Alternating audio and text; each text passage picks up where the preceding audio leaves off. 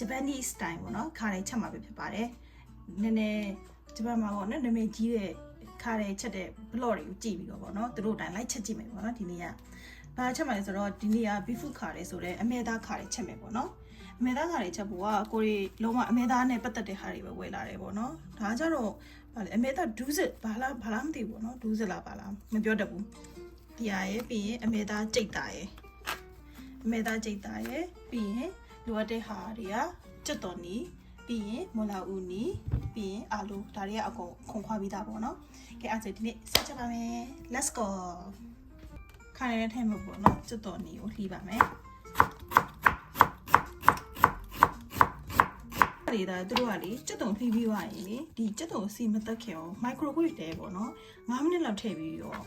အပူပေးတယ်ဒီလားဘာဖြစ်လို့လဲဆိုတော့ဒီကျွတ်တုံကလေသူ့အထက်ထဲမှာရေဓာတ်ပါနေအဲ့ဒီရေဓာတ်ကိုသူကစုပ်ယူလိုက်တာတဲ့စုပ်ယူပြီးတော့မှကြော်ရင်တဲ့ဂျပန်နေပြောတာပေါ့နော်ဘာလဲအနက်မှုေးပြီးတော့ပို့ပြီးတော့ဆောက်လို့ကောင်းနေဆိုပြီးတော့ပေါ့နော်ဘလော့တိုင်းမှာအဲ့လိုမျိုးပြောထားတဲ့အတွက်ကြောင့်သူတို့ပုံစံလိုမျိုးကိုလည်းကျွတ်တုံ microwave တဲ9မိနစ်လောက်နှွေးပြီးတော့မှကြော်မှာပဲဖြစ်ပါတယ်အခုလှီးထားတဲ့ကျွတ်တုံတွေကိုပေါ့နော် microwave ထဲထည့်ပြီးတော့နှွေးပါမယ်ကဲအဲ့ဒါရင်အဲ့ပေါ့နော်ဟိုဟာတွေဟိုလာဦးနေတော့ဟိုဟာတို့လှီးမယ်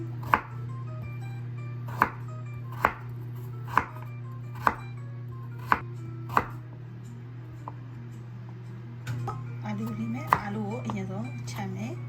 ချမ်းပြီးတော့အတုံးလေးတွေလိမယ်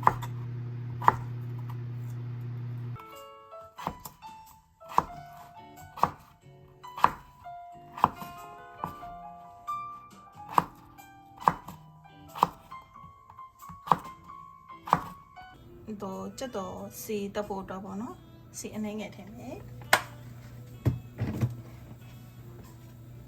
ပြီးတော့ခုနက microwave ထဲမှာနှွှေးရတဲ့ကြက်သွန်တွေကမကြက်လုံးဝရည်ရထွက်နေတော့လားဒီကြက်သွန်တွေပဲထည့်မယ်ပေါ့နော်အtsi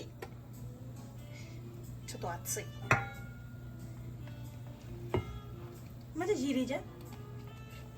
ဂျပန်နေတကယ်ဒီပညာကြီးတော့ရှာတွေ့ရသေးလားသူတို့အလုပ်ပုံလုံးနီးတိုင်းလေညညရေးလေးပါတွေကြော်ရင်းဆိုမိနေတော်တော်ကောင်းမှပုံပဲသေးလားကြက်သွန်ကလေ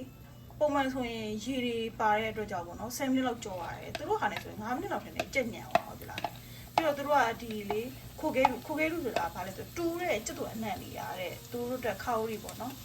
အနံ့ကိုပို့ပြီးတော့ရတယ်ပေါ့နော်အဲ့ဒါကြောင့်သူတို့ကနည်းနည်းတူလေးအထိကြော်ကြရတယ်ဗျာဘလို့ရတော့များကြည့်တာအဲ့သူတို့ပြောရတယ်မချက်ရှိတွေကြက်သွန်ဒီကို microwave ထည့်ထည့်လိုက်တာဒါလေးကိုနည်းနည်းခိုခဲပြီးဖြစ်တဲ့အထိပေါ့နော်နည်းနည်းလေးကြော်ပါမယ်ဟဲ့လို့အနံလေးကတမျိုးလေးပေါ့နော်ဒါလေးကိုတော့ခရီခိုင်းစုလုပ်နေတယ်ကျွတ်တော့လို့တဲ့ခရီခိုင်းစုဆိုအပေါ်အောင်ဆောင်းနေခံနေပေါ့နော်ခုချက်နေနဲ့ဘုံဝင်ယူလေဂျပန်ကတည်းကတယ်ဆိုတော့အဲ့လောကဟိုကဖြစ်နေပေါ့နော်ခိုခဲလို့ဖြစ်နေတယ်အဲ့ဒါကမွေးရသေးလားမျိုးလေးတွေလိုက်ပြီးတော့လေသူတို့ဒီတိုင်းပေါ့နော်ငန်းလေးပါကြော်ထားရင်ဒီတကယ်ဖွင့်နေတာငန်းညာရလေးအဲ့ဒါကြော်တာဒီအခေါ်အနံ့ဒီတော့ပြေးပုံမှန်ချက်တော့လေစီးလက်တက်နေတဲ့အနံ့မတူဘူးဒီလားသူအနံ့ကြီးอ่ะเนาะဟုတ်ပြီเนาะ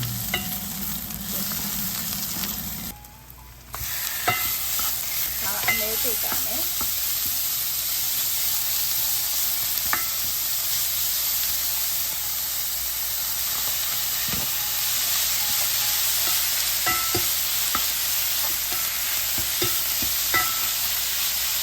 နေတာပေါ့နော်နည်းနည်းကြည့်တဲ့အတွက်တော့သူတို့ရောဟိုကထည့်ပြီးတာ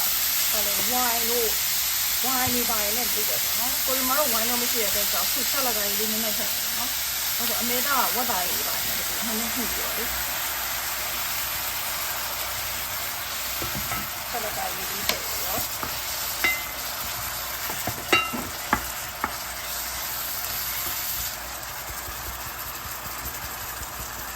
ဖိုင်ဆိုနေပေါ့နော်ဒီသူတို့ကလေကြက်သွန်ဖြူကိုတဲ့ဟိုပေါ့နော်အဆက်ရတာတည်းနည်းနည်းထည့်ပြီးပြောဒီလားဂျပန်တွေကတော့သူတို့ကအဆက်မစားတဲ့အတွက်ကြောင့်ပေါ့နော်ကြက်သွန်ဖြူလေးကနည်းနည်းဆက်တဲ့ရတာပဲသွားရဲဆိုတော့ကြက်သွန်ဖြူထည့်ဆက်တယ်လို့ပြောရတယ်ကိုရီးယားတော့ဒါကတော့